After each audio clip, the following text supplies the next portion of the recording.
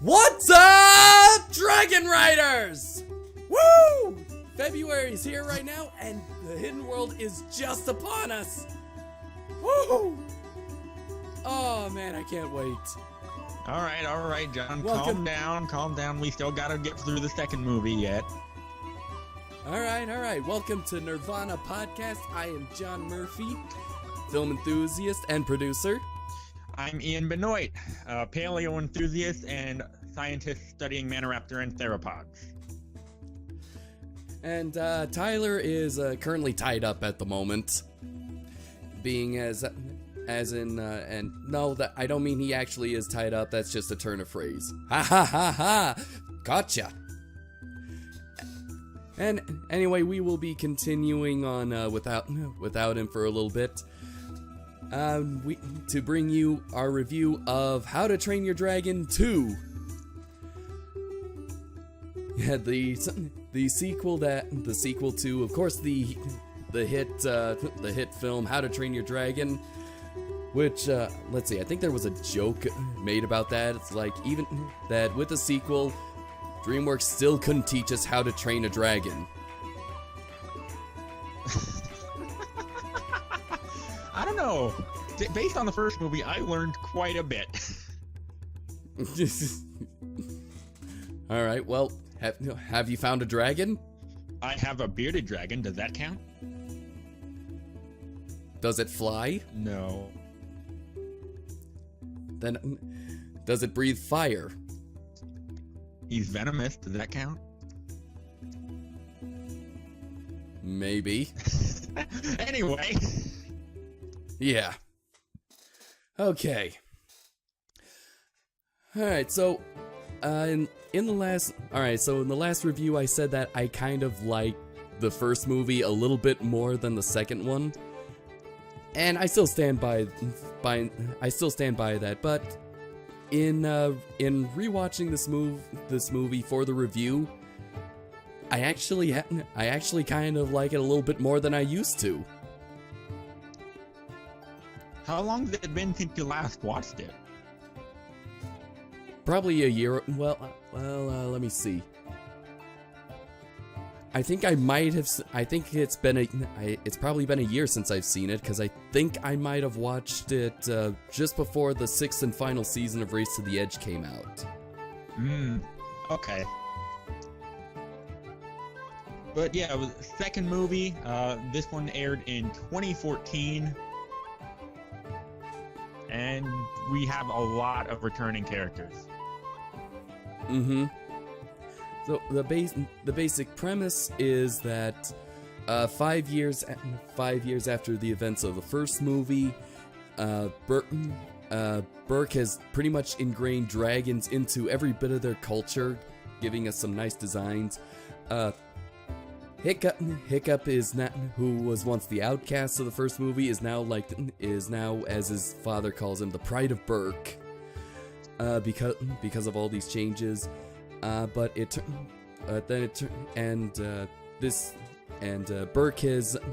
is now kind of like this peaceful utopia for Vikings and dragons. However, it turns out this peace is now being disrupted because of a madman who is amassing a dragon army. And And in an attempt to try to prevent war, Hiccup ends up actually running into his mother, who is long thought to have been dead. But throughout the course of the movie, he kind of realizes that there are times of peace and there are times when you have to fight. And so this movie comes with a lot of heartbreak, as well as a lot of heart, and a lot of that has to do with some of the behind the scenes mentality, which we will get to later. But overall, it's a pretty solid sequel. It is, yes, and for me, it has a bittersweet ending for me. It is kind of bittersweet, but not so. And that kind of goes in with the whole behind the scenes mentality, but we'll get to that. We'll get to that later. Technicality, this movie kind of featured an upgrade in its software as well as its cinematography, which Race to the Edge tries to emulate. Oh my goodness! Which again I'll get to later, because this I'm pretty sure any film fans who are listening to this, you're probably going to be surprised when you find out who is the guy behind all these imageries. And anyway, let's see. We've gone over the basic premise. What's next? You want to just follow our usual? What do we usually? Well, yeah. What do we talk? That's what I meant. What do we talk about next? The cast. Like the cast, the designs. Like voice actors, and then we can go right into design. Mm-hmm. Okay. All right. So pretty much all the cast from the first movie returns. You have Jay Baruchel as Hiccup, America Ferrera as Astrid, Jonah Hill as Snot Loud, Christopher Mintz-Plaze as Fish Legs, T.J. Miller and Kristen Wiig as the twins, Craig Ferguson as Gobber, Gerard Butler as Stoic, and so we pretty much just get 3 new returning characters. It's Hiccup's mother, Volka, voiced by Cate Blanchett. Eret, son of Eret, which, not to be confused with his cousin, Redundant, son of Redundant. And who's voiced by Kit Harington. Kit Harington, otherwise known as Lord of the North, Jon Snow from Game of Thrones, which I've never watched, but of course, in the age of the internet, you are not dumb to so many things that are popular. Yes, and didn't of course, you just review something with starring him? Yes, yes, I did. The quote unquote lost audition tape between Kit Harington and Toothless, which I gotta say, I really love the amount of work that they put into it. And Kit Harington, he's a good sport. I actually kind of want to now see him in some comedy movies when Game of Thrones is over. And finally, we have the big bad, which I pretty much just call the human version of the Red Death, Drago Bloodfist, voiced by Jimon Hong-soo. And if you don't know who he is the guy from Guardians of the Galaxy, the one that goes who when Star-Lord reveals who he is in the beginning. And he's also going to be returning for Captain Marvel. So,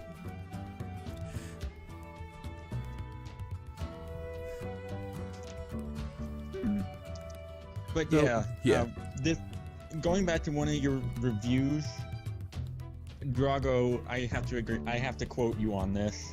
He looks either you or Tyler said this. He looks like Bob Marley's long lost brother. Yes, I think that sounds like something Tyler would say. He does look a lot like Bob Marley. I mean, you got the skin, you got the black skin, you got the dreadlocks, and I don't know what he sounds like, but I mean with a reggae style, I mean you are gonna picture an accent.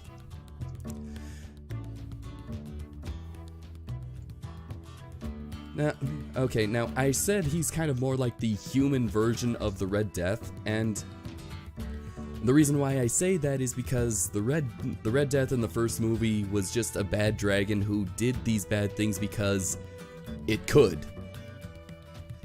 Because it can. And I feel like Drago is kind of the same way. I mean, we get a little bit of motivation and backstory behind why he's doing it, but ultimately he's amassing a dragon army to rule the world. Simply because he wants to, because he can. So that's pretty much it. He's a two-dimensional character for Hiccup to see that there are some people who just can't be reasoned with or can't be saved.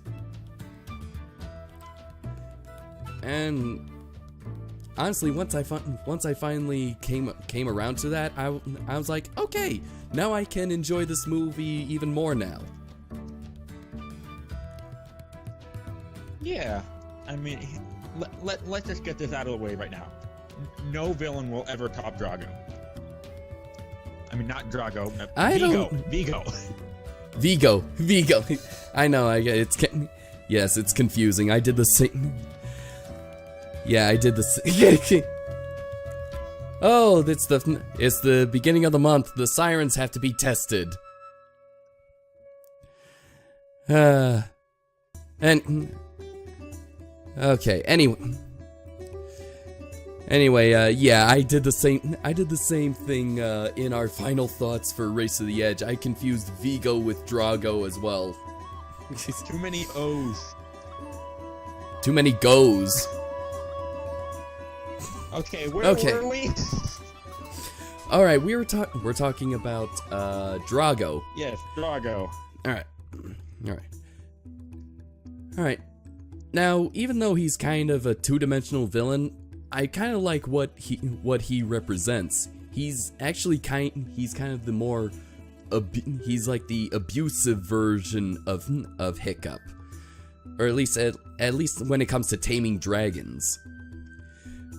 Or not really taming.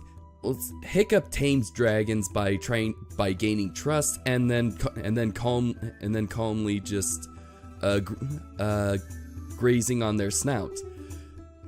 Drago intimidates dragons into submission and then steps on their snout.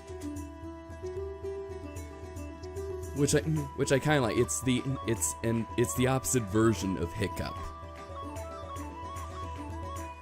And also, if you take a close look at his Bewilderbeast, he essentially has the Bewilderbeast has the same scars as Drago.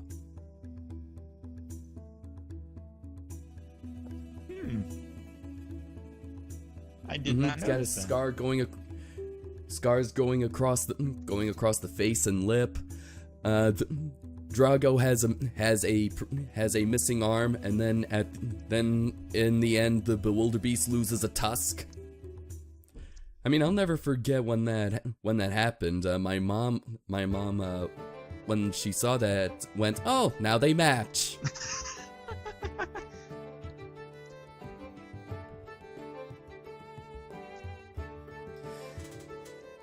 Yeah, that's kind of all that I have for Drago. He's an okay villain, but he's not well developed. He's not three-dimensional. Yeah, I mean, backstory that we do get on him, from what I've gathered, dragons killed his family when he was a boy, and he vowed to rise up against the fear of them and, in his words, rescue humans from the fear of dragons. So... And then somewhere down along the lines, he thought that because he could now control dragons, then he could rule the world. Yeah. Yeah. And I mean, this is, for some reason, I have to think that they're sort of retreading what Riders and Defenders of Berk did.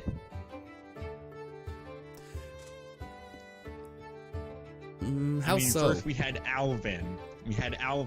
When he first sees how great the dragons would be used in combat. He basically wants to rule the archipelago.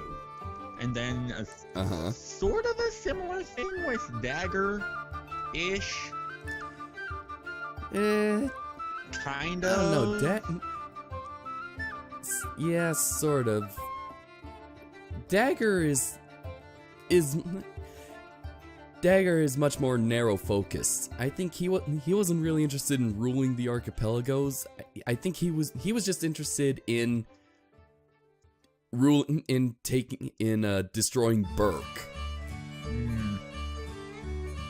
Oh, let's not forget having a Night Fury as a trophy.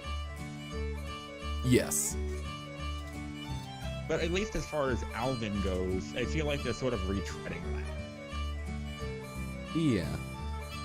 Which, I mean, that's I'm okay, I guess. I mean, I'm pretty sure not everyone saw the TV show. Yeah. So, I mean, it's okay. I didn't see the TV show until after the movie. After the second movie. So, yeah, me vlogging about, us vlogging about the Riders and Defenders, those were our first-hand experiences.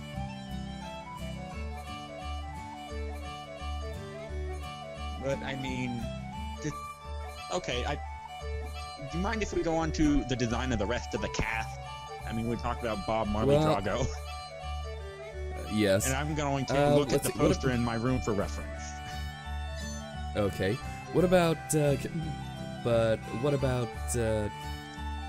Volka and Eret? Oh, that's right, yes. Okay. Who do you want to do first? I think we'll save Volka for last. Okay, yeah, she's awesome. Okay, so we have Eret, yes. son of Eret. Mm-hmm. Who is... Which... Okay, I get that they're trying to be comical, but... I think, to be more accurate, his actual name would be Eret's son. Yes. So... I get they're trying to be comical, but his design, however,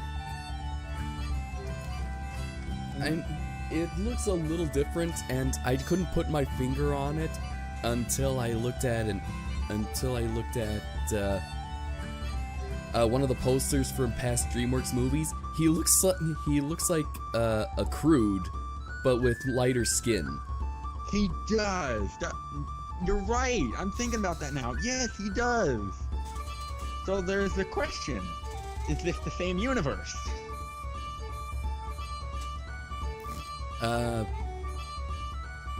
Probably. I mean, Crudes takes place in times of the times of cavemen, and the dragons are supposed to take during the time of Vikings. Oh, maybe. Yeah. But yeah, his design,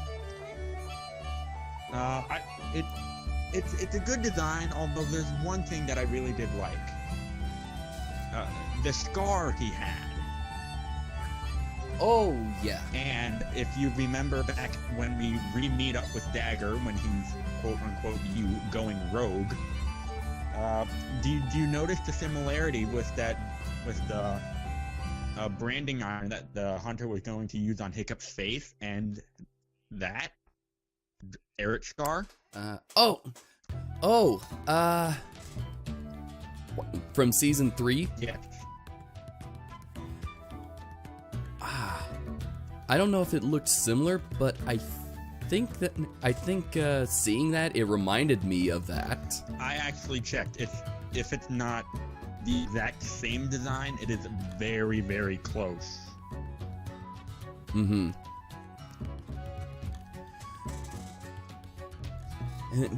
And yeah, so because it's a sequel, we kind of up the ante a little bit. You know, first movie we had a character lose a leg. In this one, implied branding. No, there is no implied branding. We see the results of the branding. Okay, fair. Yeah. Okay. Yeah. Wrong use of implied. Yeah.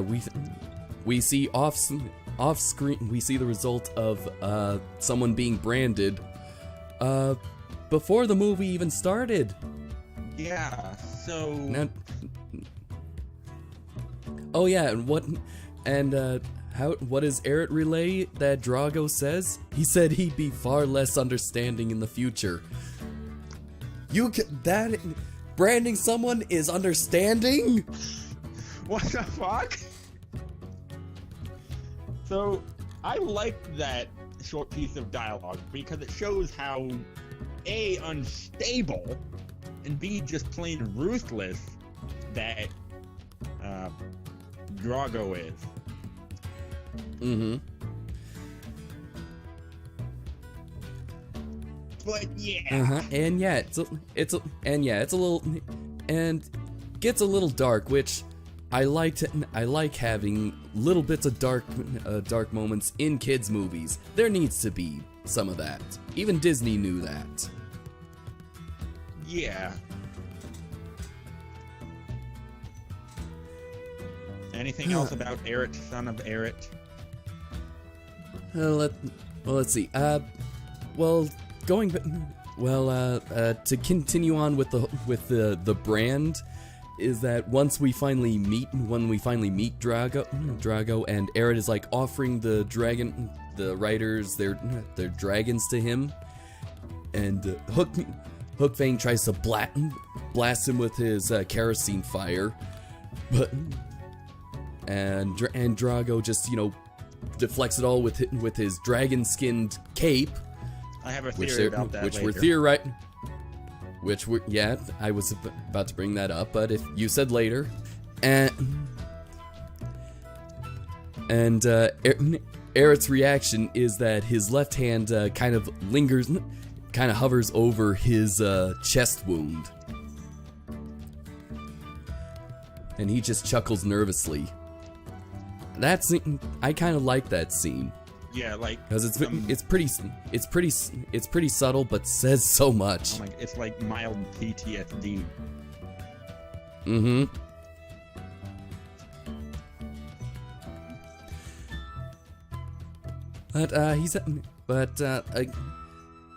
But he's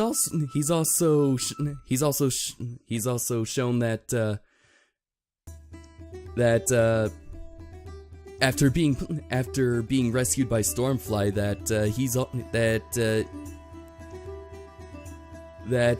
he believes that he's shown that okay. I haven't formed words for this yet, so sorry for all my stuttering. He defects from Drago's army to join the Riders after, being rescued by Stormfly. Yeah, and I actually really like that because it shows that while not everybody can have their mind changed, it shows that some people can. Mm-hmm. And I think it's because Eric, his experience is that, especially from Drago's end, is that you fail me, then you suffer the consequences, and Also, we don't really know much about his backstory. We just know that he's a dragon trapper, so he probably has that. He again has that old mentality that dragons are just vicious creatures. But through his interaction with Hiccup and Astrid's dragon, I mean, he kind of sees that that dragons are more than what they are, and so he just in a willing act of defiance, helps free the dragons, and also takes out some of Drago's henchmen.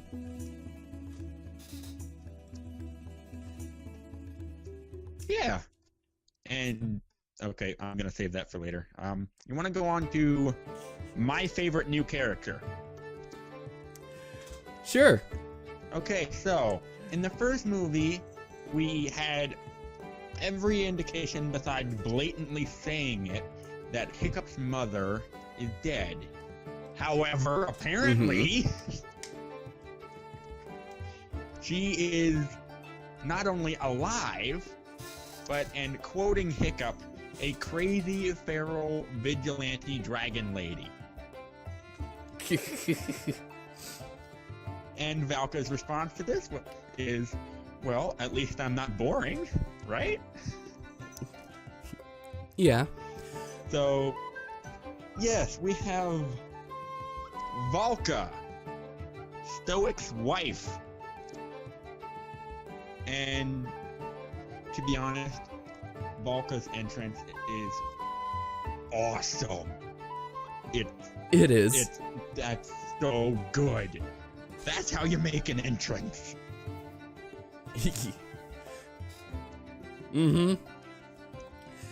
No, Hiccup said it best. Now you know where I get my dramatic flair.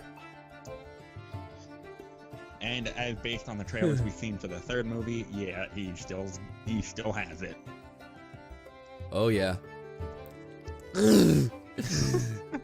Not yet, John. Not yet. Mm.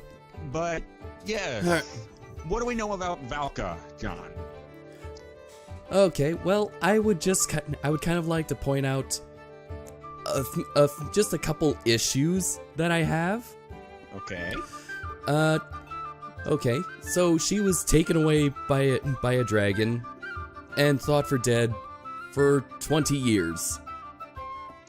Okay. So in the 20 years that she was taken, Burke was still dealing with the dragon raids. Correct. And so far the movie hasn't given any indication that she helped during those raids. Like if she knew the reason why the dragons were attacking, hence by the quote, "Every nest has its queen, but this is the king."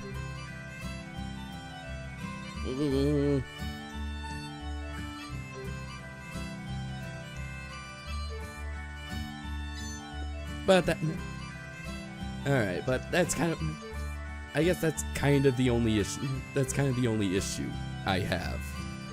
Is that, where was she? What was she doing? Again, this is why I want... Okay, you know what? I want several more series. I want a series between the second movie and the third, and I want a small mini-series of when Valka was Hiccup's age, and I also want a small mini-series of during the time that Valka was gone, focusing on her. I want... I mean, maybe you can make the argument that Drago was very active even during those 20 years, and so that kind of took up most of her focus. Fine. But if there has been no indication in the movies through dialogue or anything, and her only appearance in the series was in the very end. That's okay. That doesn't entirely convince me. Yeah. But all right. But anyway, it was kind of funny. All right, okay, I'm off the issues now. Okay. I'm off the issues. Well, let's see. She does have some, let's see. She's very knowledgeable about dragons. Mm-hmm. Mm-hmm. She kind of has Hiccup takes a lot after her. In stubbornness, in general pacifism, and overall looks. I mean, you compare Volca and Stoic. You had them side by side, and you see Hiccup. You're like, oh yeah, like he's 90% his mother. Look how small he's very small, and very thin and lanky, kind of just a lot like his mother. And I can't help but get the indication that they took this directly from the How to Train Your Dragon game for consoles and PC. Because when playing as Astrid in that game, you can walk up to Stoic and talk to him, and he says, "My son looks more like his mother." No joke. So I can't help but think that they took some of that from that game and put that in this movie. I can't help that. I can't help but think that. All right. All right. Now, even though she's very skilled at combat and very good at training dragons, even putting Toothless into submission just with a wave of a hand, she still can't cook to save her life. Hey, Stoic did say he didn't marry her for her cooking. So I'm thinking, okay, then what did you marry her for? Because knowing a chief, it would have been an arranged marriage. So, like, could be political. That's kind of what I want to know too, because we're shown through her flashback that she wasn't much of a fighter when it came to dragons. Only unless it came to the well-being of her family. Yeah, and Stoic, right, I think, would have taken more care of that. So, yeah. So she was not willing to harm a dragon, but when her infant son was in possible danger, she reached for an axe.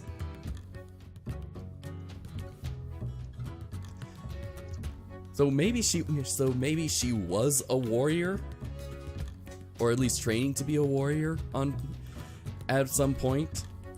Maybe. Which I can actually see that, because that's probably the reason why Hiccup fell for Astrid. Oh, maybe.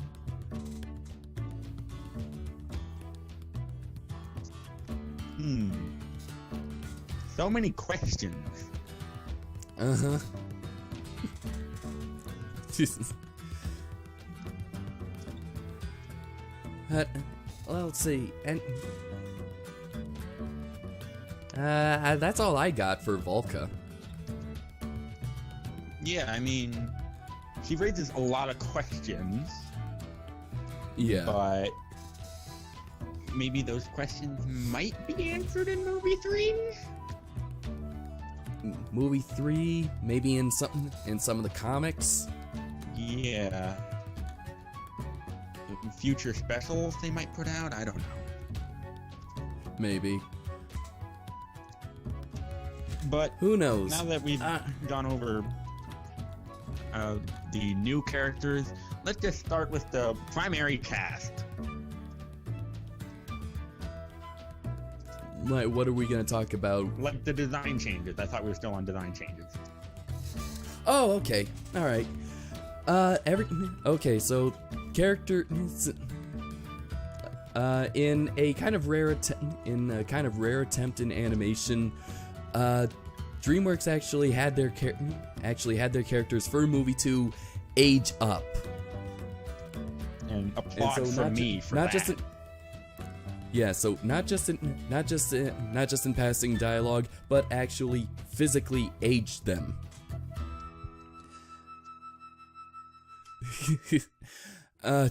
Let's see. They all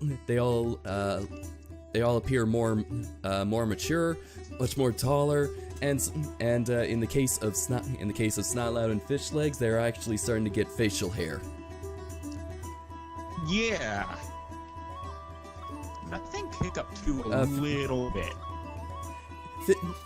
Hiccup is actually getting does have a little stubble around his jaw.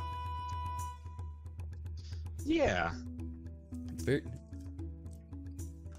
very subtle. Let's see. So a majority of the teens, with the exception of Hiccup, kind of get more upgraded versions of their previous clothes. Hiccup gets a major upgrade. Like we're talking like a complete from the ground up upgrade. Oh my goodness, yes. Instead of so he's wearing leather armor, no fur, and his armor doubles as a flight suit when he and Toothless are flying solo. For Astrid, I like the addition of the a furred hood in her design. Yeah, and she also has fur griefers and I think about knee-high fur boots. Mm-hmm. Which is a stark contrast from her 15-year-old counterpart, which was just all metal, you know, ready for combat, that sort of thing. Yeah. Although her badassness has not been taken down much at all. No, but she has gotten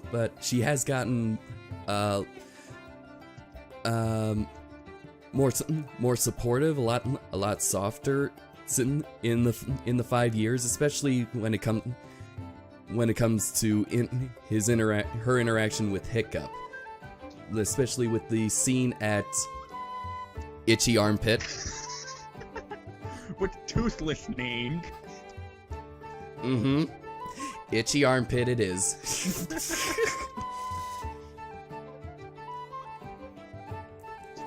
But yeah, we can see that their relationship has grown a lot more since the first movie. God.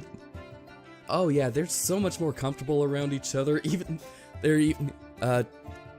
Astrid even playfully mocks Hiccup and his mannerisms, and he's not at all insulted by that.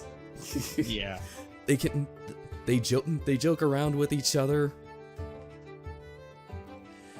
I mean, she braids his hair for Pete's sake. I mean, when I saw that scene, I mean, I thought nothing of it the first time until I saw her kiss his cheek, and I was like, holy crap, was not expecting that. What happened? Although she immediately regretted.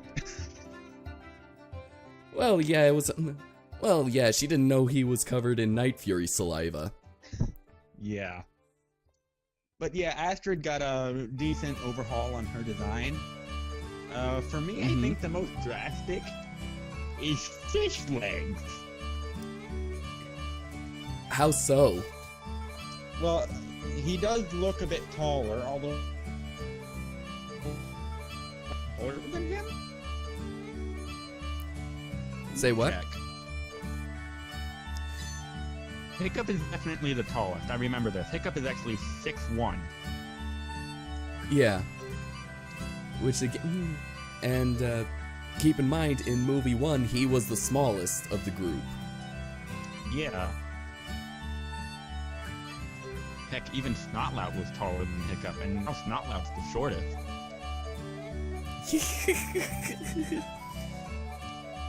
But yeah, Fish Legs, he does seem to have not so much baby fat. He does have, like we said, facial hair, and he seems to be a bit more muscled than previously.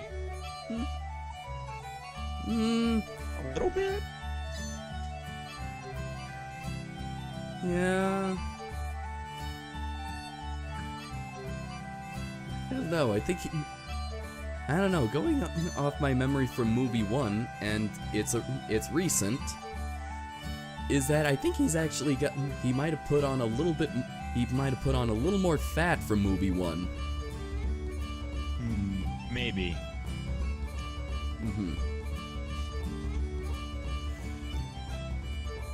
And let's see, the twins, Tough Nut especially, I would say actually is drastically changed throughout, because now he's sporting dreadlocks.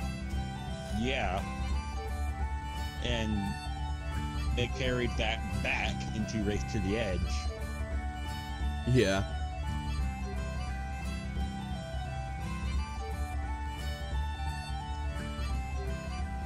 Let's see. Rough Nut, however, is not much of a change. No.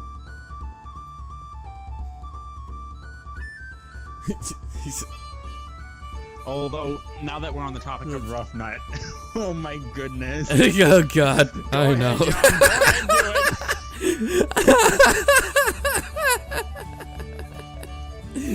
Go ahead. Take me. Oh God. The adult humor is top notch. Was not expecting that. Oh God. But honestly, her face when she catches Eret is like that's the stuff of nightmares. Yeah. Okay, for those of you who are wondering, we are talking about Rough Nut's crush / severe obsession over Eret. And this just really, one, I think it's extremely funny. Two, it is. It's so creepy. It's funny and creepy. Yes, absolutely.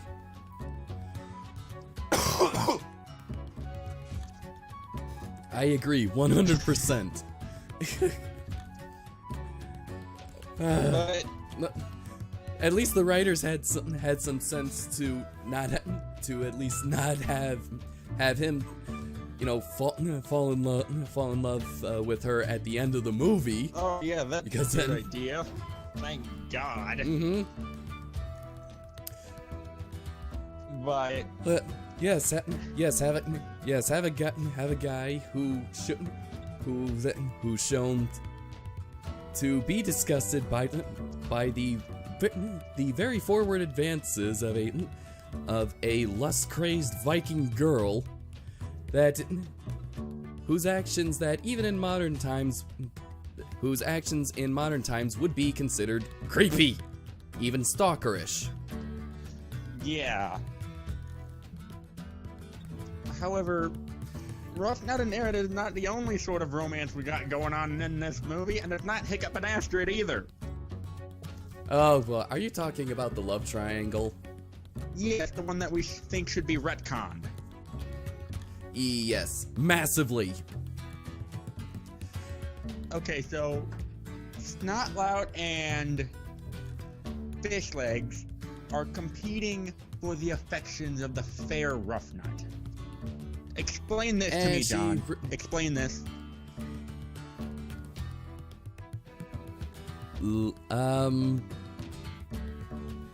love makes no sense.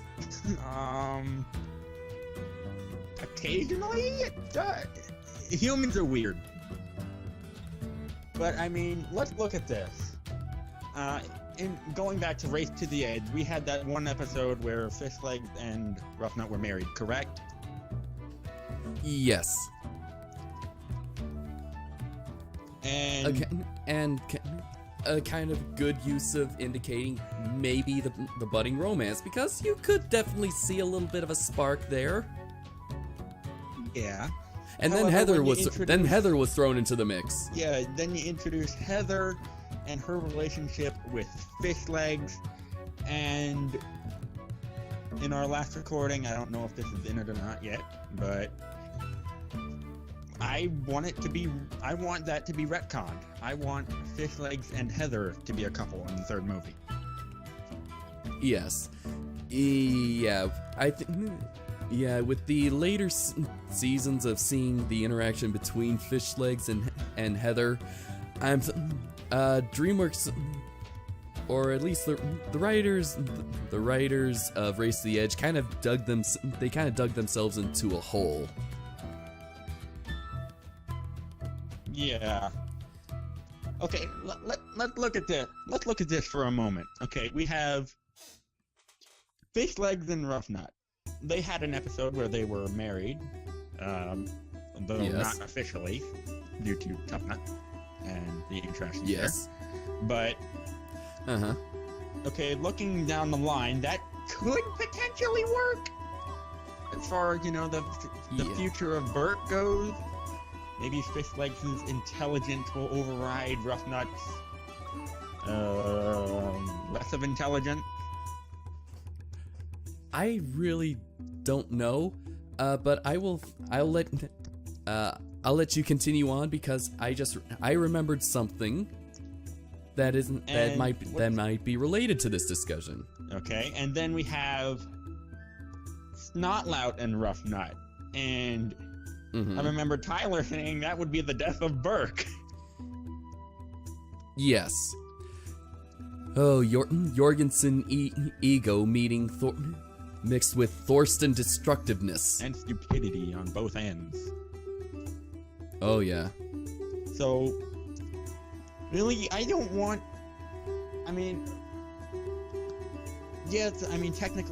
Snotlout is the nephew of the chief, and therefore would potentially have to go into a marriage. But does it have to be with Roughnut?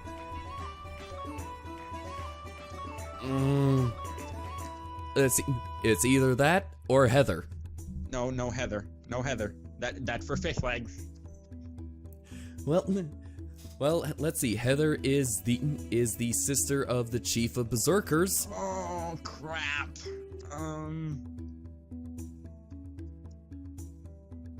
Maybe, although unless Alvin has a daughter that we don't know about.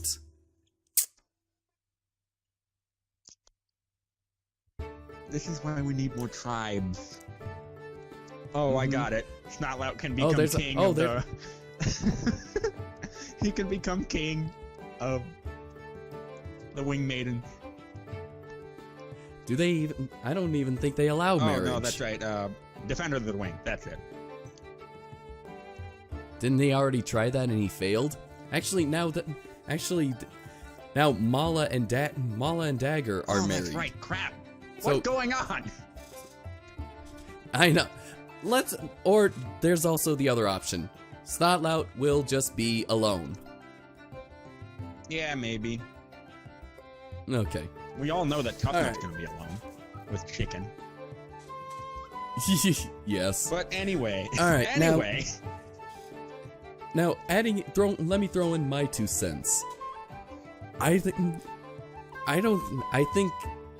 Roughnut probably won't get with either Fishlegs or Snotlout because of their family line.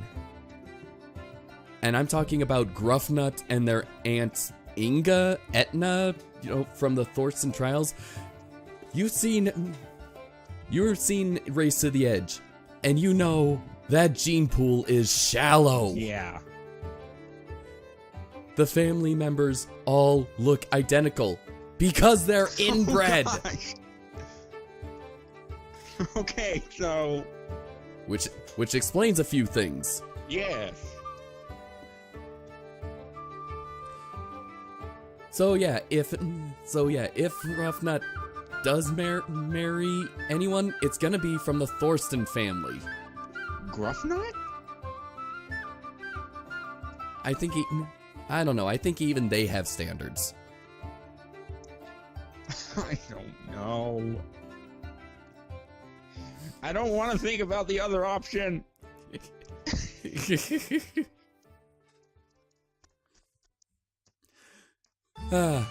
Okay. Yeah. Pick a topic, please. Okay. How about settings? The setting. Okay, that's a topic I can handle. Yeah, primarily based around Burke, at least in the beginning. Let me pull up the map. Yes, there's a map of the entire barbaric archipelago. Well, that's loading. Alright, so in the 5 years, Burke has pretty much ingrained dragons and anything draconic into their culture. I mean, you have even the sport dragon racing, which is now a popular Burke pastime.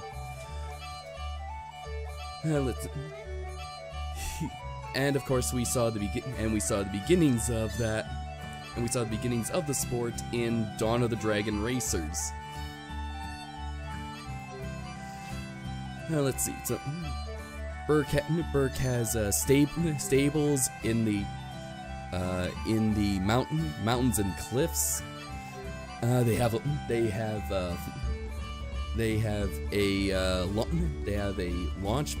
launch pad. They have a giant horn that's shaped like a thunder drum. I can't help but think that's a nod to Tornado. That probably is. It probably is.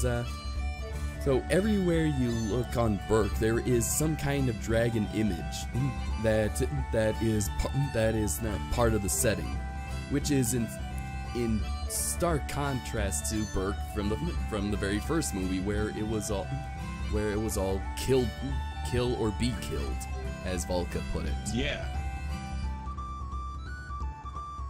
And if you actually look closely in the cave where the dragons are held, if you look closely, you can actually see drawings from the children of Burke of dragons. I caught a couple glimpses of them, and that's a great touch. All right. But as you pointed out, Ian, we don't really spend too much time on Burke. No, we're all over the place. Directly after Burke and the dragon races, we go up north. Is it up north? All the ice and cold. I think it's further up north. Yeah, I'll grant you that one, yeah. Although that conflicts with my memory of what the map said, but okay. But yeah, we go up north to Itchy Island, or Itchy Armpit. Okay. I don't think we really need to spend too much time on that one, because it's just we don't spend so much time on that either. Yeah. We don't spend much time anywhere really. No, we do spend a lot of time in the far north. I guess we're definitely close to the Arctic Circle with all the all the ice the most time we actually spend is in the alpha's nest. Yeah.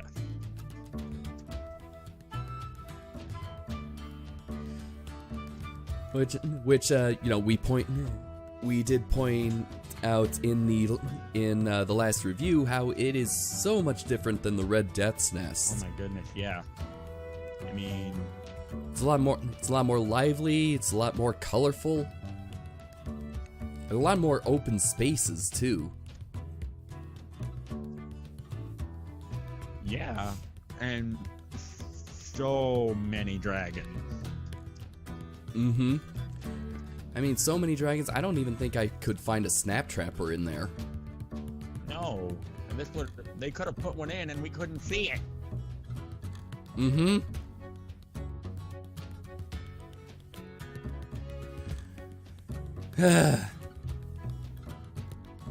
But yeah, we have a very lush and what looks to be very tropical inside of this ice fortress.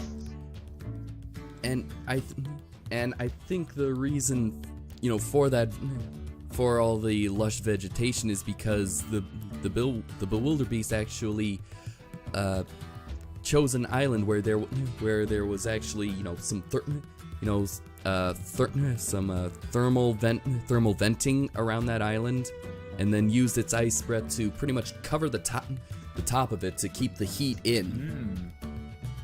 At least that's what I got from what the special features said in designing that. Oh. And of course, and then there's also it's not just all ice. There's also a lot of rocks. And if you've ever seen Brave or Hellboy 2, is that the stone walls kind of look like the Giant's Causeway from Ireland. Ah, okay. So we might have a possible connection to actual localities.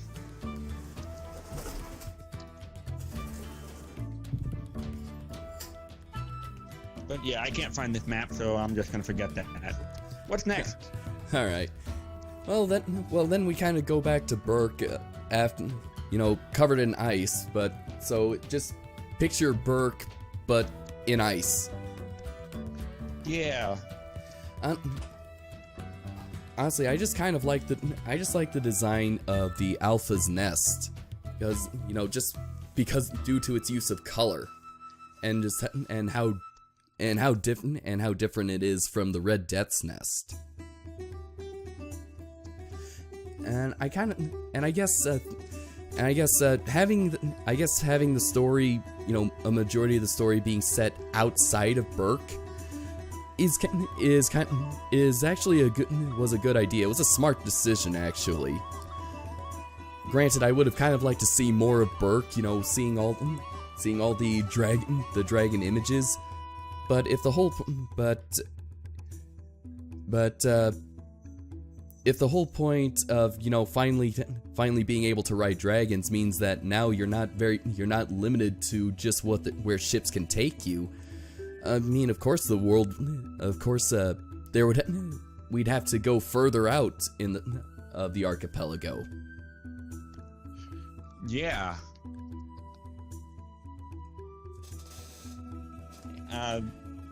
Yeah, I can't really add anything more to that. Okay. I had a thought, but it disappeared.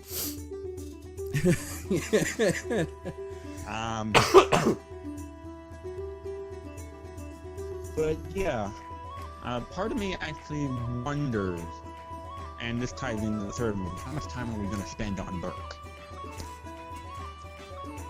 I don't know. Because, I mean, we were barely there for the second movie. Yeah. We were there for all or most of the third movie. I mean, first movie, not the words. We definitely were there for a majority of the first movie, like maybe 95% of it. Yeah. But then, part of me wants to see more of Burke in the third movie, but the other part says, I want to explore more. Mm-hmm. Well, I think based on what I've seen from the trailers, yeah, all two of them, is that Burke is probably gonna be destroyed. Yeah, without any context of this new villain that we have coming up, I would immediately go towards the twins. What did you do? We did what you're not supposed to do. We went full Loki. You never go full Loki. Okay, but... Alright, yeah. But... Could we go to the climax? Like the... Well, not the climax, but the pseudo-climax. The pseudo-climax? Yeah, the fight at the nest. Ah, that one. Yeah, the pseudo-climax. I don't know what else to call it. It's well, it's the second act climax. Okay. But honestly,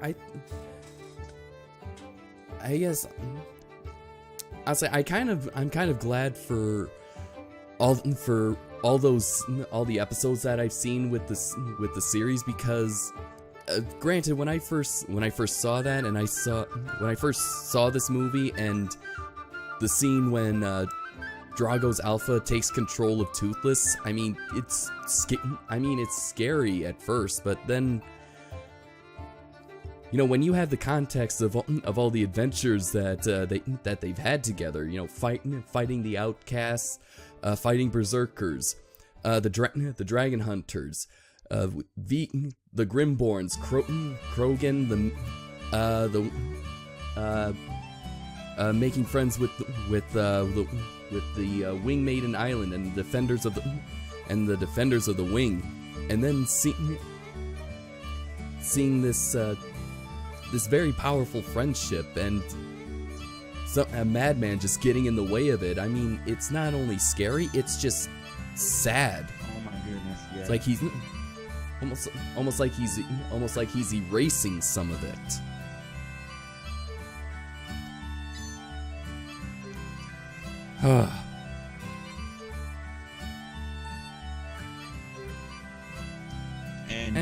And also I'm going to admit, first time I saw that and I did see Hiccup just lash out at Toothless, and I was like, Hiccup, he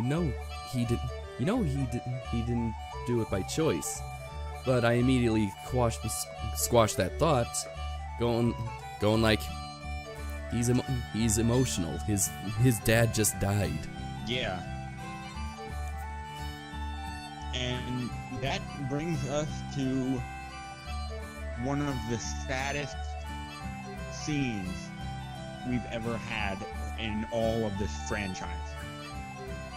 Oh, yeah.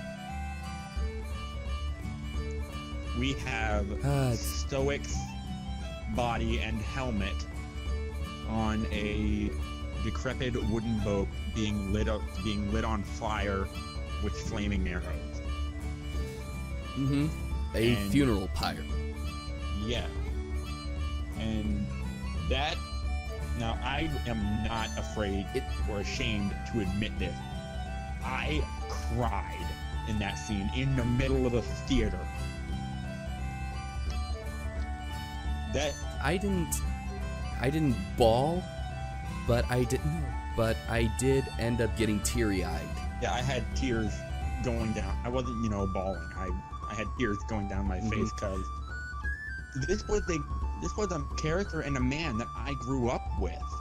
I grew up watching the first 2 seasons on Cartoon Network, and just to see him shot down like that hits hard.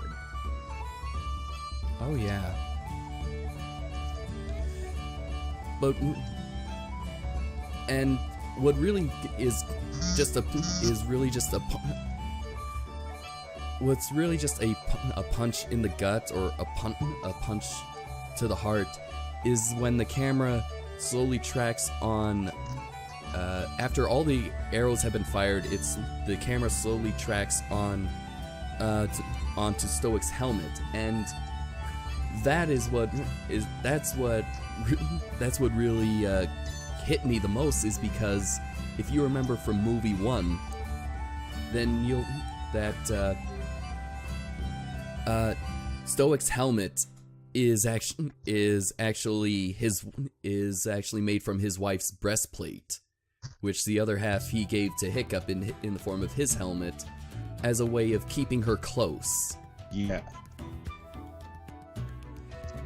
So for the camera, just a 3 second moment, the camera focuses on the helmet that Stoic kept with him so that he could keep Volca close to him, is now going with him essentially to the afterlife, because a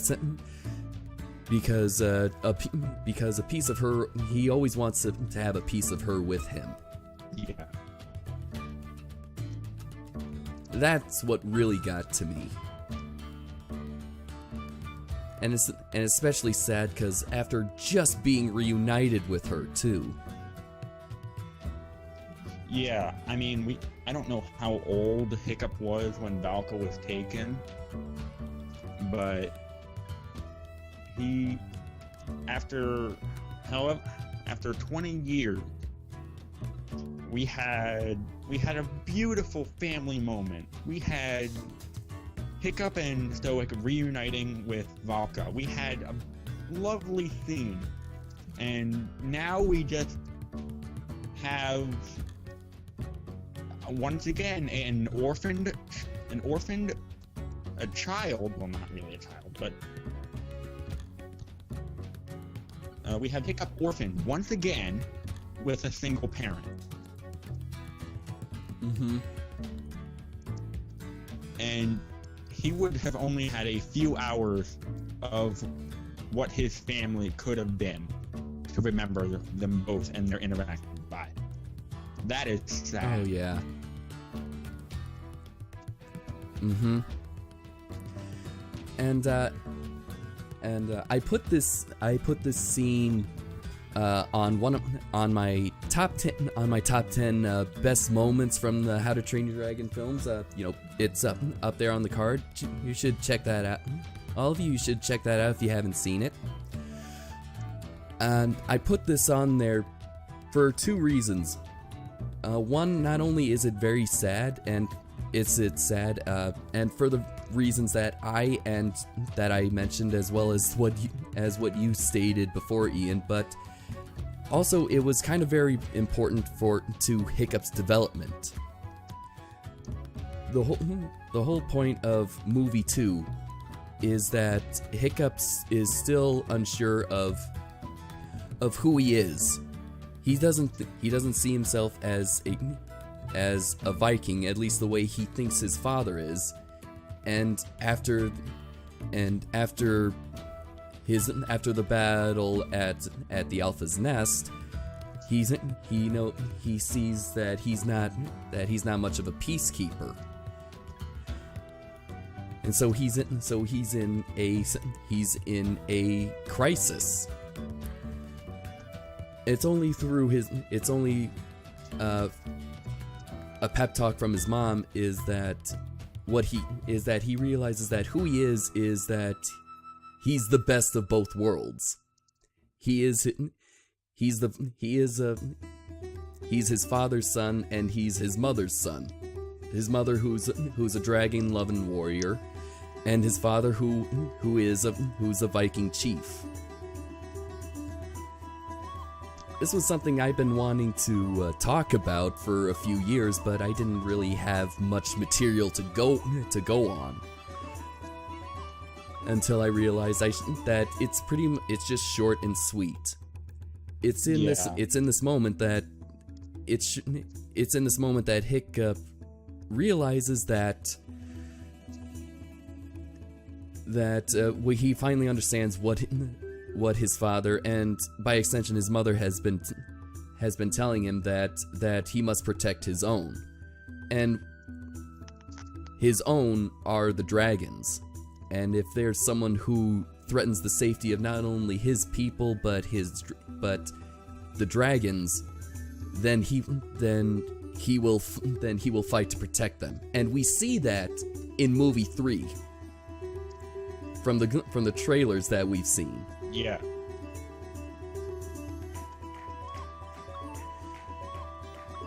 And so while this is a very sad scene, it's a very essential scene, especially for Hiccup's growth.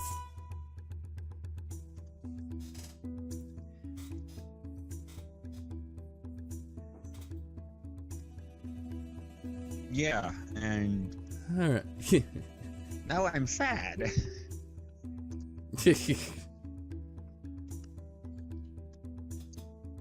What's next? We need something happy. Now I'm sad.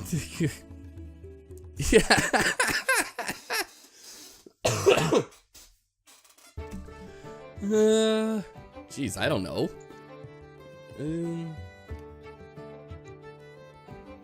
I don't know. Want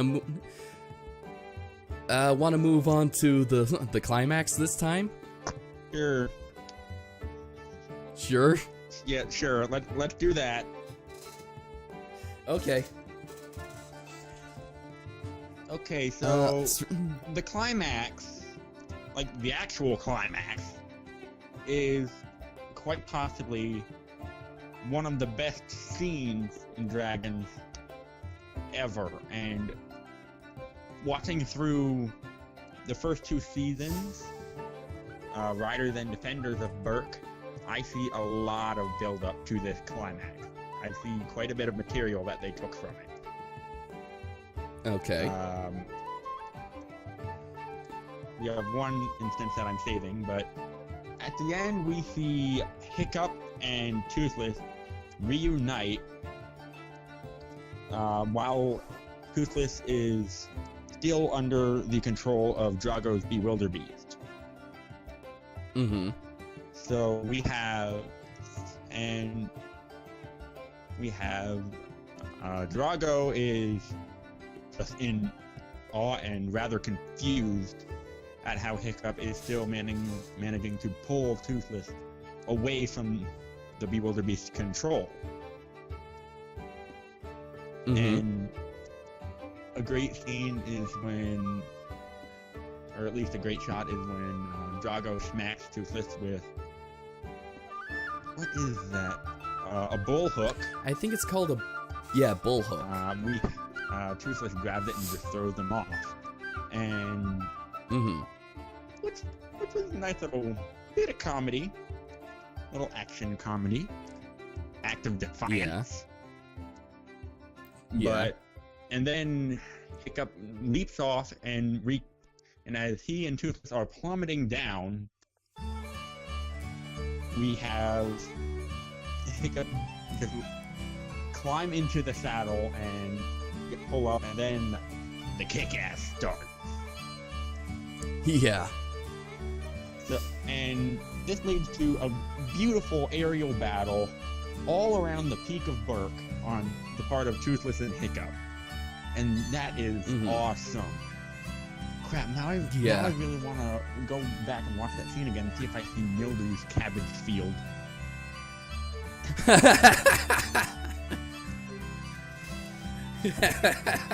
I want to see if they put that in, but regardless. I don't.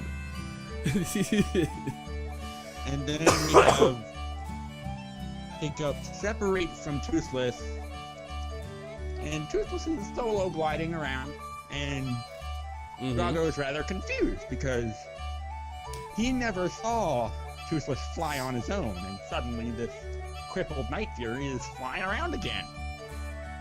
And then we have Hiccup fly by, releasing Zubat gas from the pommel of his fire sword and igniting it Mm-hmm.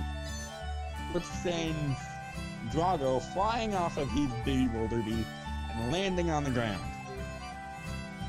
Yes. And then we have a beautiful high-speed shot of Toothless reconnecting with Hiccup and then flying up the apologies.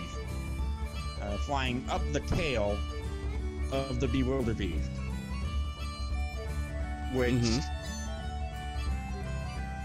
is sort of a nod back to the first movie, except this time they actually do it and beat the tail. Yeah, even Hiccup goes, not again. Yeah.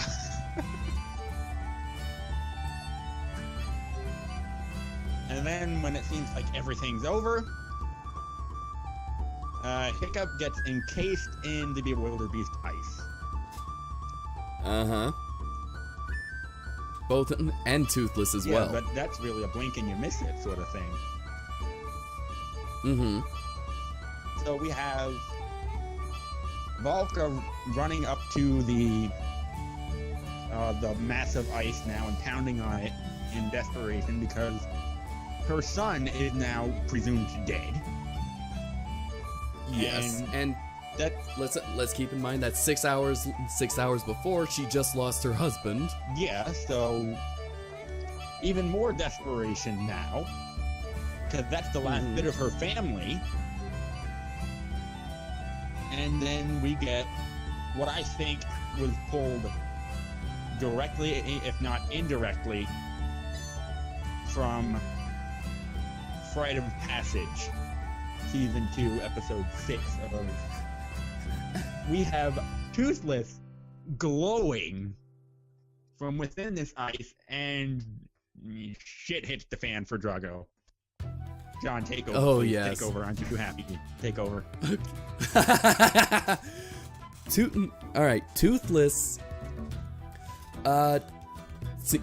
When Toothless explodes the ice that they were trapped in a very bright, very loud, very awesome explosion of plasma, and when the ice dust settles, it reveals his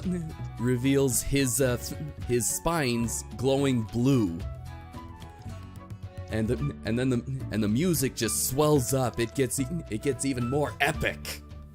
How much more epic can you get? And how about Toothless leaping onto an ice spire, arching his back, and challenging the Alpha? Yes!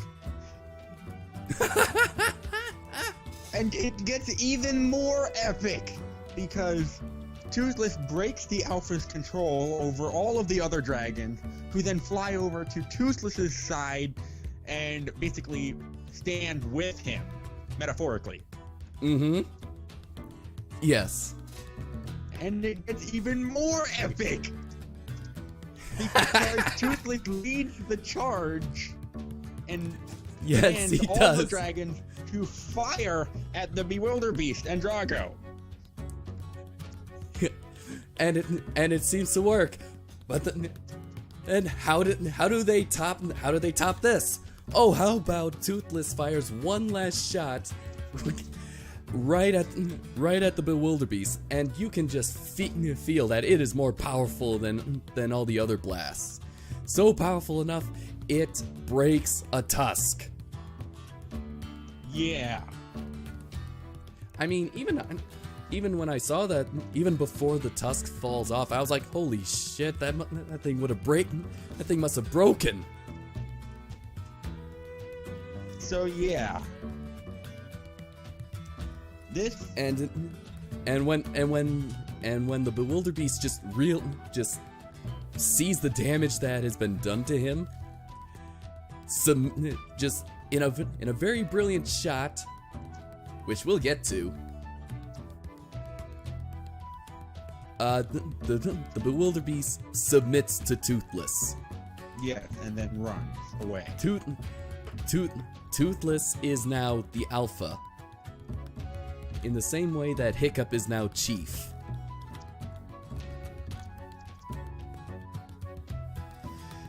this is kind of a nice callback to the epilogue of the very first movie, because we're shown that because Hiccup lost his leg in the very similar to Toothless losing his tail fin, is that they now depend on each other.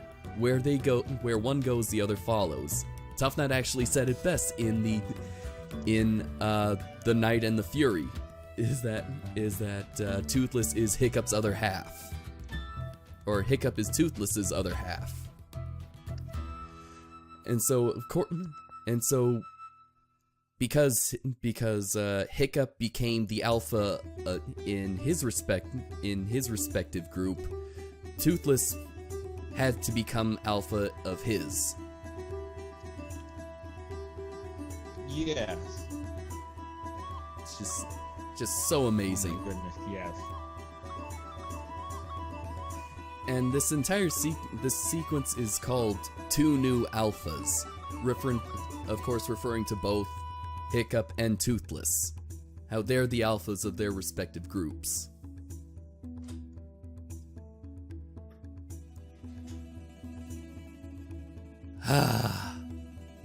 Yeah, and there's just so much to unpack in this final sequence. We have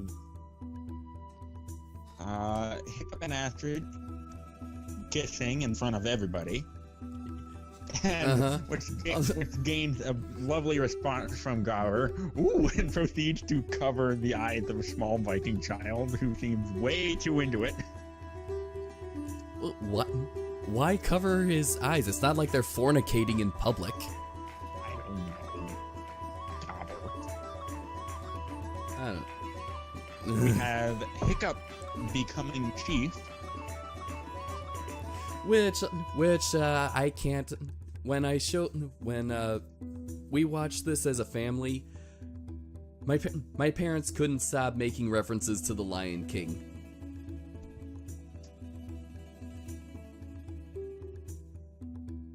Because when you think about it, it does play a lot like the climax of the Lion King. Yeah. The chief has come home. Really? Like, the king has returned? Let's see. Gothi marks his forehead. You know, we all know the iconic scene from that. Yeah. Oh yeah, and the final nail in the coffin. Toothless roars into the air. Yep, and the dragons follow. Yep, and fire flies into the air too with an explosion. Thank you, Mom and Dad. I can't enjoy this scene anymore. and it was only the first time.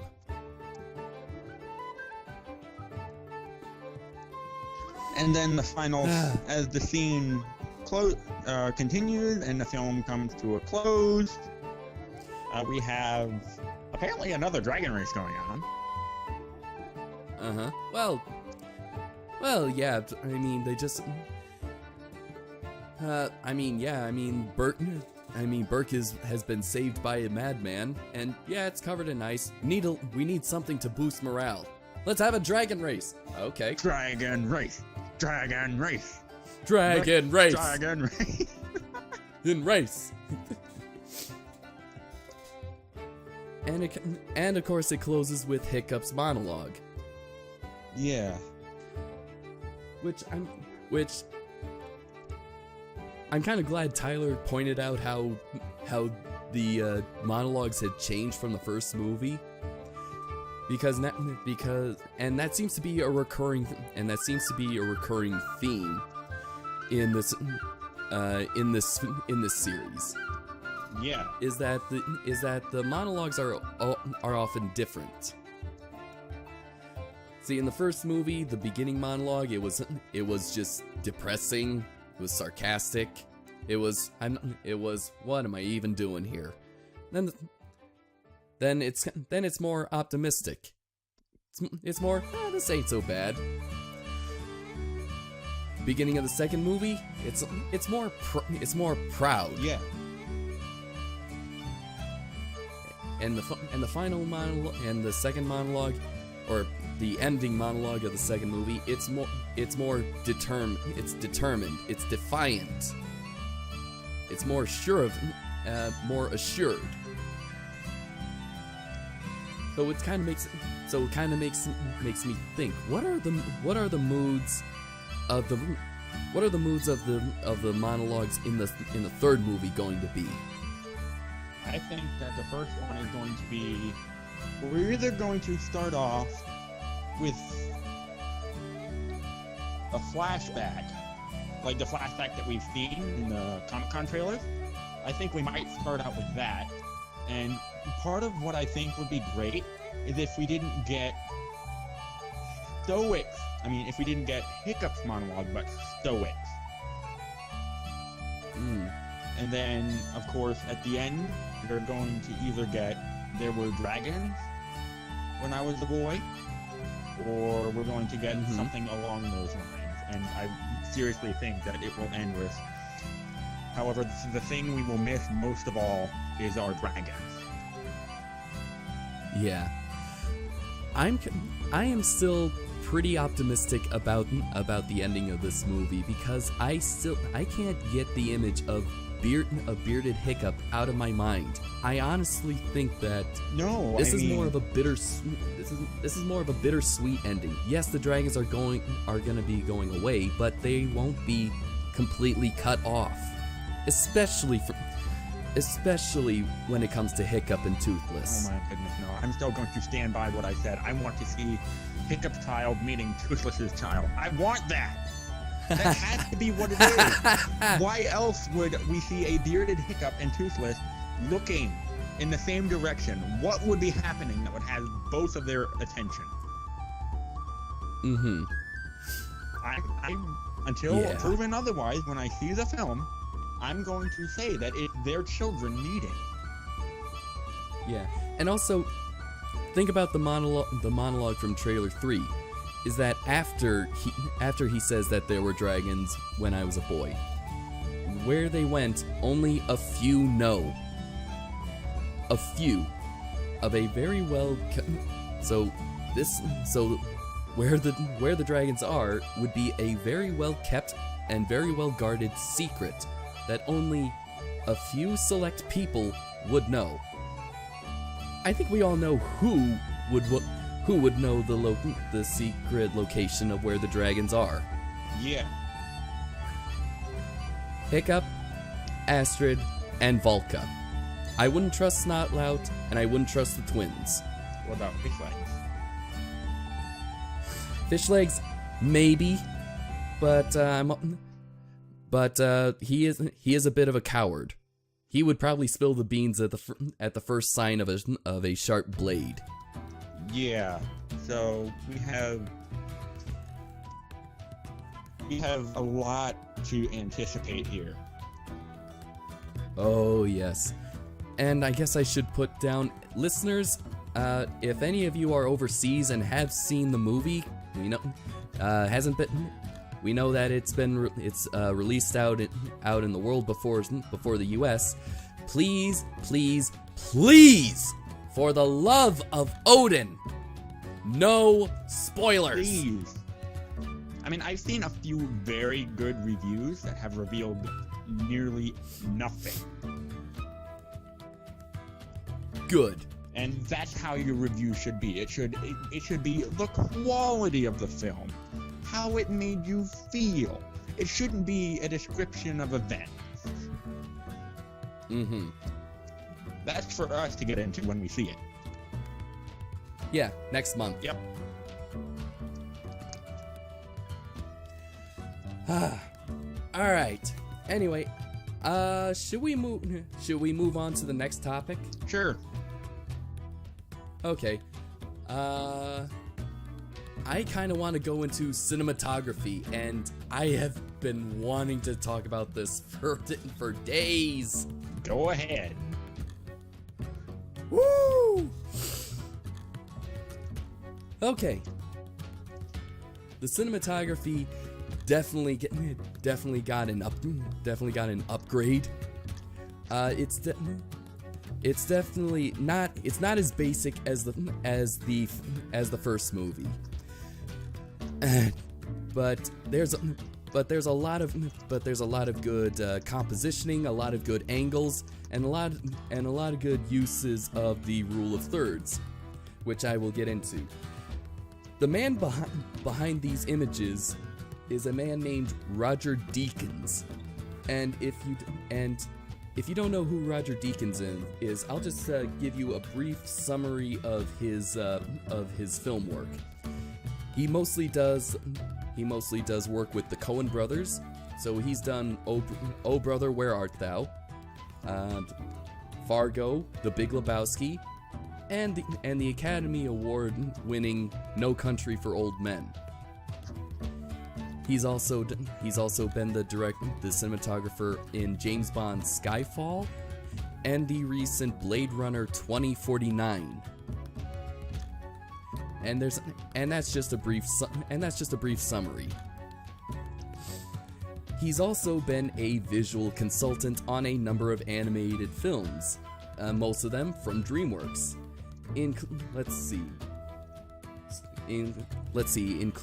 Starting with Rise of the Guardians, Puss in Boots, The Croods, and all 3 How to Train Your Dragon movies.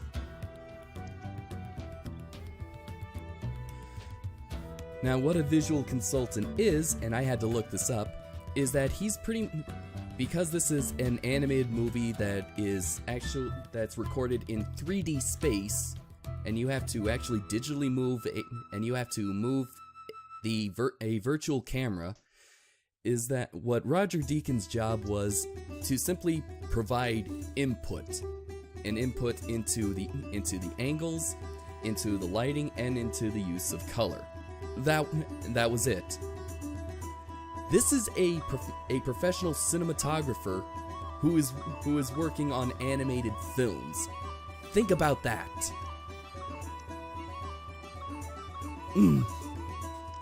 And it's in How to Train Your Dragon movie, the How to Train Your Dragon 2, where his talent and knowledge really shine. There's so many good frames and so many good angles that I don't think I can talk about all of them. But I'll talk about the most meaningful ones. All right. One would be when Hiccup and Toothless are on Itchy Armpit. It's after Hiccup is done drawing the map and wondering what other dragons they could see. We cut to an over-the-shoulder shot after he says that I guess we'll just keep searching. We see the foreground very clearly. Where the peak of the plateau that they're clearly standing on, and off in the distance is that we can catch some glimpses of the other peaks, but they're all obscured by clouds and steam and the morning dew. It looks cool. It looks very cool, but there's more meaning behind that. This is to represent the unknown and the adventurous spirit that Hiccup not only has but wants to keep.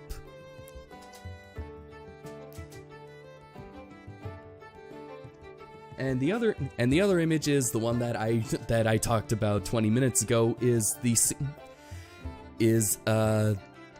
When Drago's alpha Bewilderbeast submits to Toothless.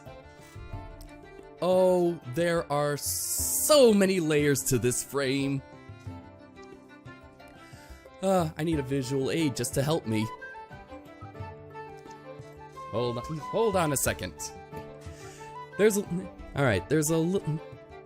there's a little something in compositioning called the rule of thirds, and what that is that essentially what you see on screen, you divide it into three sections of three, all equal sized squares. So 3 up top, 3 in the middle, and 3 on the bottom.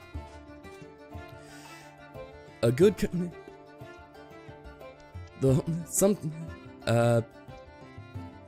the point of the rule of thirds is to try to line up a subject that you want to focus on those intersecting points. And I'll also put you know what, I think I'll put a visual up on screen, just so that you can see what I'm talking about. So as we can see, Hiccup and Toothless are on the far right third, and Toothless is actually, and they're also Hiccup and Toothless are on the right third, and are lined up with the top third that's going horizontal. Drago's Bewilderbeast, while lined up with the left third that's going vertical, is actually below the horizontal top third. So he has essentially lowered himself. He's lowered himself to be lower than Toothless. Again, kind of showing us his submission. And their placement is also not an accident either. Over here in the West, we tend to put more emphasis on place more emphasis on the right side. So as we can see, Toothless is a very small dragon compared to the Bewilderbeast, a very huge dragon. Like huge, like so huge, like as big as Burke. Like chomp chomp, there goes your island huge. To see this big dragon on the left side, which we don't place much emphasis on, lower himself to a very small dragon, this is what effectively sells the new power dynamic that Toothless has over this Bewilderbeast. And the same thing for Hiccup over Drago, because if you can see on that little speck right there, you can catch the shape of Drago, and he is tiny compared to the Bewilderbeast and compared to Hiccup in his new status. This is one of my favorite shots of the movie.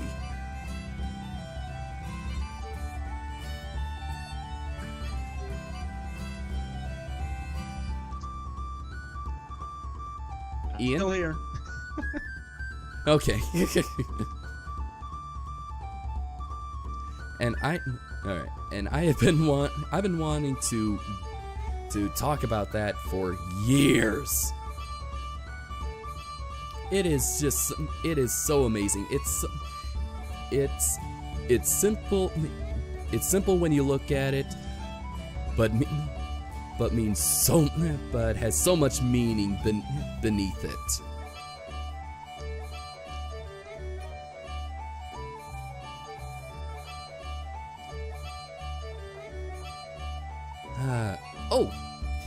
I just remembered another.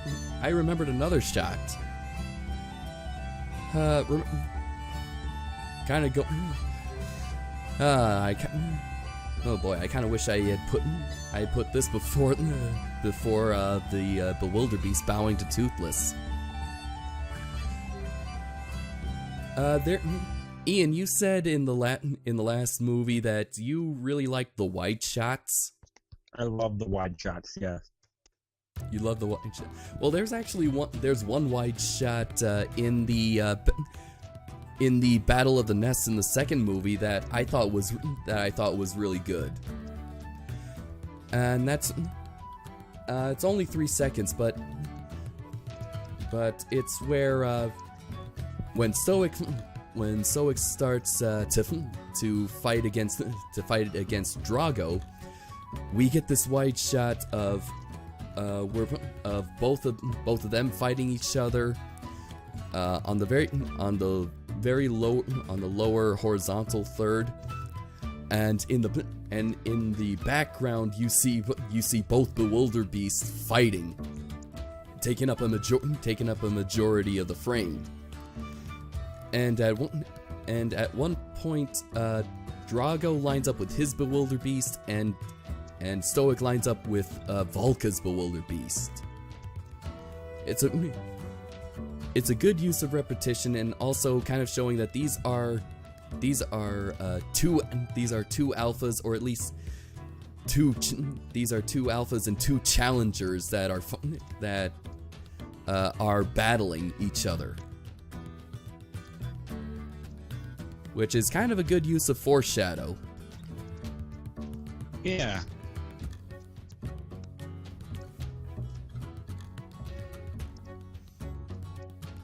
And anyway, those are all of my favorite shots from the movie, and the ones that I just wanted to talk about so much. Ian, what were some of your favorite shots? Well, I loved it when we see Cloud Jumper and Volca for the first time, and we see this insanely huge, full-winged dragon towering over Toothless. I loved that.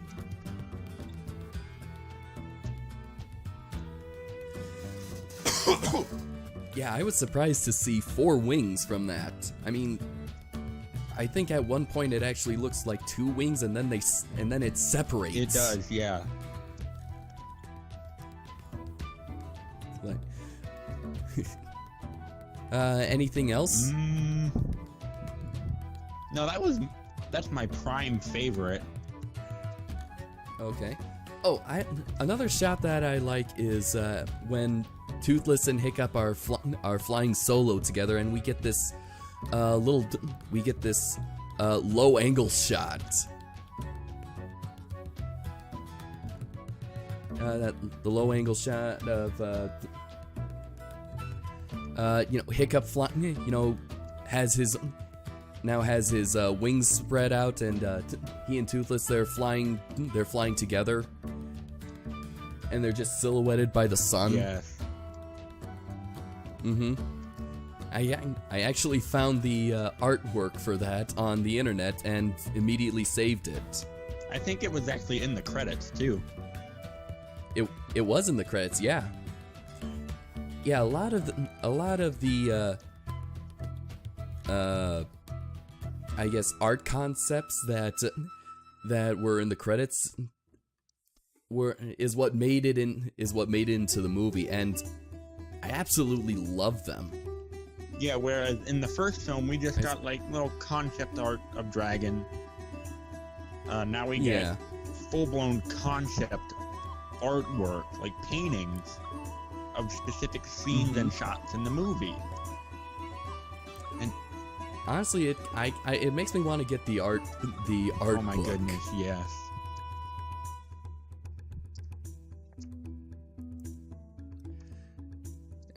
Yeah. Okay, I think I ran out of steam when it comes to cinematography now. Music? Yeah, okay. All right. I do prefer the soundtrack of movie 1, but movie 2 does have some good have good motifs in it. It does, yeah. I was thinking the same thing when I was watching it this morning. I mean, music's pretty good, but I again prefer the original. I know.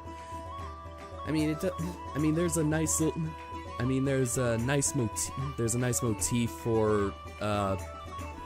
Hiccup and his mother. I do like that song when that's playing when mother and son are bonding after so many years apart.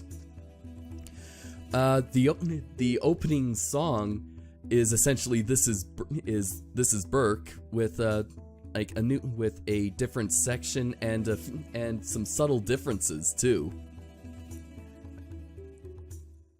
Yeah, and I like that because it's a great way to still set up a film, and although I still prefer the opening of the first film. That might just be nostalgia talking, or yeah. But one of my favorite tracks, or at least the ones that I like to play constantly, is one of the more softer tracks, and that's the song called "Together We Map the World," and it's what plays over when Hiccup is expanding and drawing the map on Itchy Armpit. It's very simple, and it's very soft, and just a kind of a good way to show us. It feels very adventurous, or at least very exploratory to me. Yeah.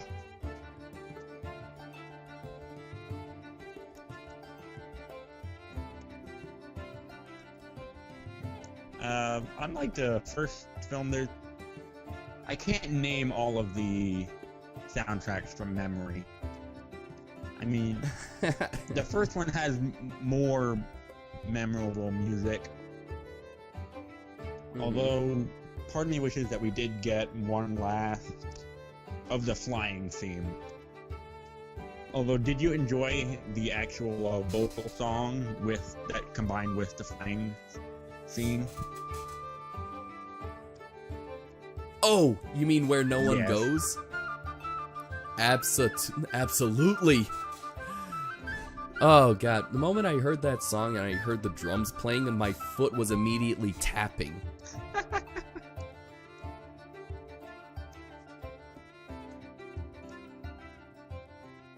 Oh yeah.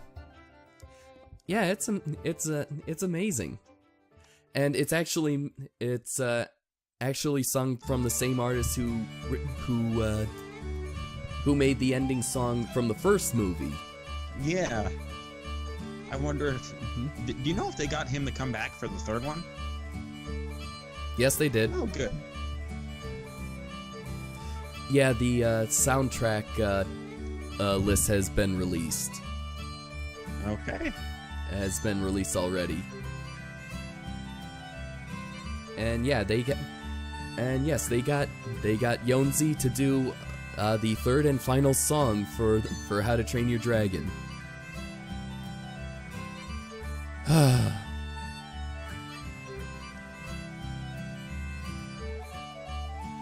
Alright. And yeah, there are a lot of good songs. Some of the songs in this soundtrack I kind of skip over, but tracks like Toothless Found, which is the song that plays when Hiccup is freeing Toothless from the Bewilderbeast control. Two New Alphas, Where No One Goes, Dragon Racing, and Together We Map the World. Those are the songs that I like from the soundtrack. Everything else. Oh yeah, and Stoic Ship. I forgot. And Stoic Ship. I like to play that too.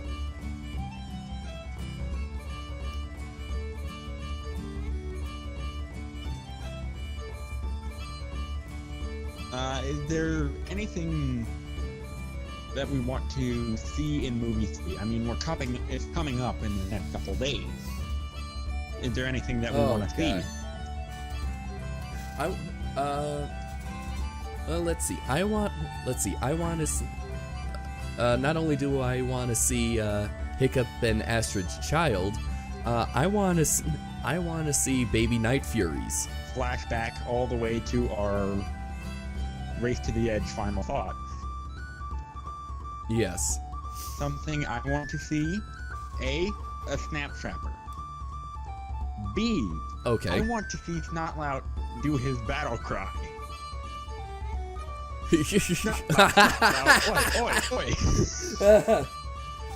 Let's see. I want references to past adventures from the series. Oh, that'd be good. I want Heather name drop if she's not actually in it. I want Zerker Island name dropped. Works. Okay.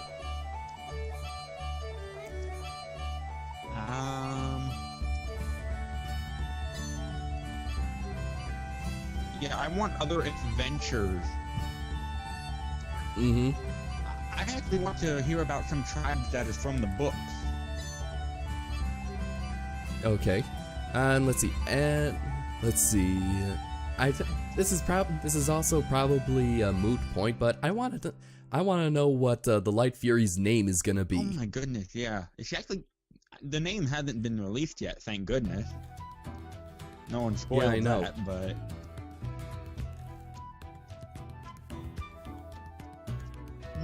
If she even has a name. Yeah.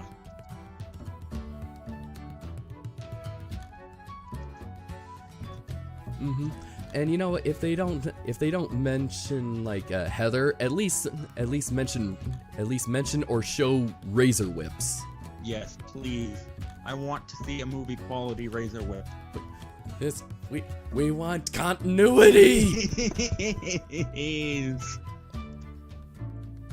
I want a speed stinger. I want to see a speed stinger. Yes, flashback all the way to season 1 of Race to the Edge. Yeah. I'm gonna have to link all these down in the description below. You can only have 5 cards per video on YouTube. I know.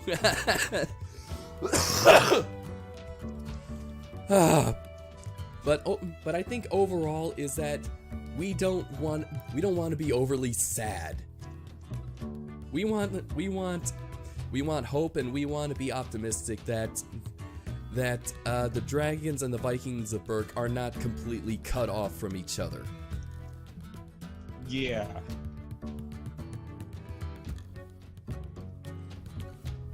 We want to know that this friendship of a lifetime is indeed lasted a lifetime, and did not end because of a madman.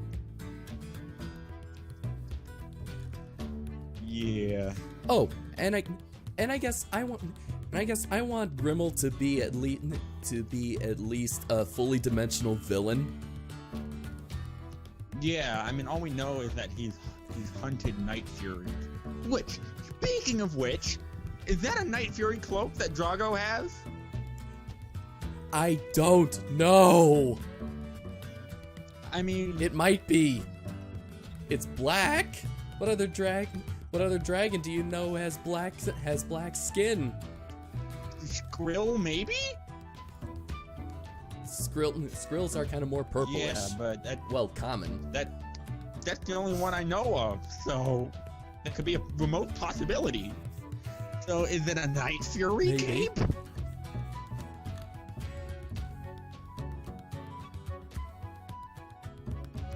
I don't know. Oh.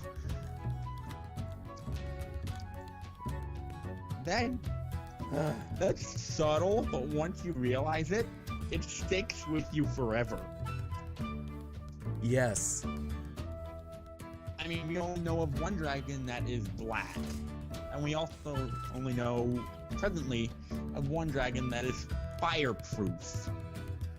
Night Furies. Aren't most dragons fireproof, though? True, yes, but I'm going based on the movies, and we haven't seen anything. Monstrous Nightmares obviously are, but they're not black. Right. So it has to be a Night Fury.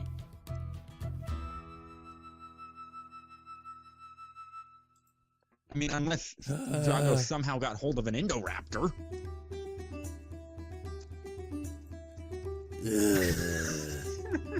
Do not bring that up.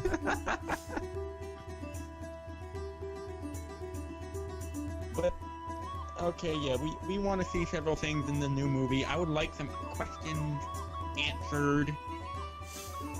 Mm-hmm. And this part of me wants. I want to see a tie-in to modern day, or at least should the Dragon's universe carry into the modern time. I don't know. In some way, shape, or form. I think that. I don't know. That would kind of feel out of place to me. Like if they actually showed a modern day scene. Perhaps. But may I pitch an idea to you? Okay. We find the skeleton of a Night Fury. Or we find the remnants of Toothless's prosthetic tail at an archaeological dig site.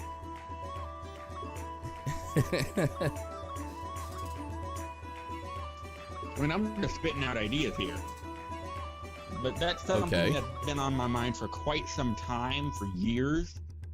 And depending on how they did it, I could be open to it, but meh. That's just something I'd like to see done, possibly. Although I seriously doubt we're gonna get it. Okay. Yeah. We're going pretty long here now. You want to go into ratings? Yeah. We're making pretty consistent time. Okay. Let's see. All right.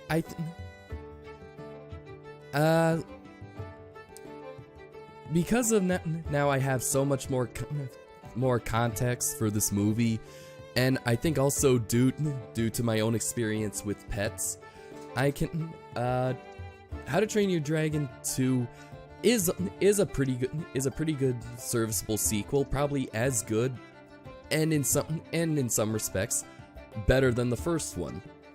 The animation is a lot more realistic. Lighting is a lot more creative. Love the use, and I love the use of the camera work. And again, good consultation by Roger Deakins. I'd probably put it at a 9.5 out of 10. Yeah, I mean, although it doesn't have the fresh charm that the first one had, in my opinion, it does wonders for the overall story of Hiccup growing up.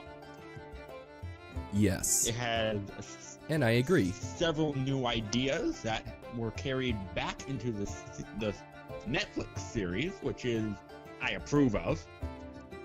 We have some character building. We have new characters that I would love to know more about.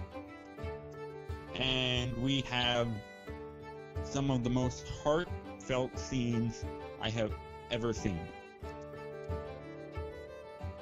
So I would give How to Train Your Dragon 2 either an 8 to a 9.5, depending on what I'm looking at. Okay. Yeah. And I agree.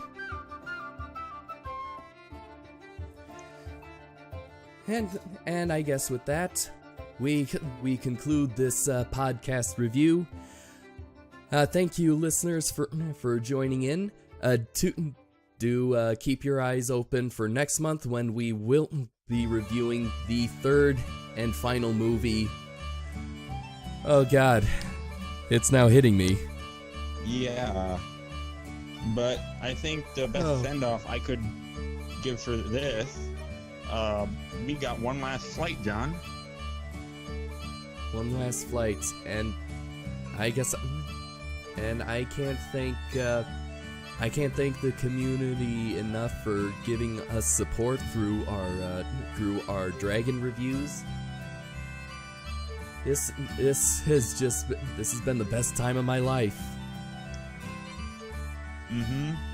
This is almost unreal. Yeah. I don't want it to end. I really don't.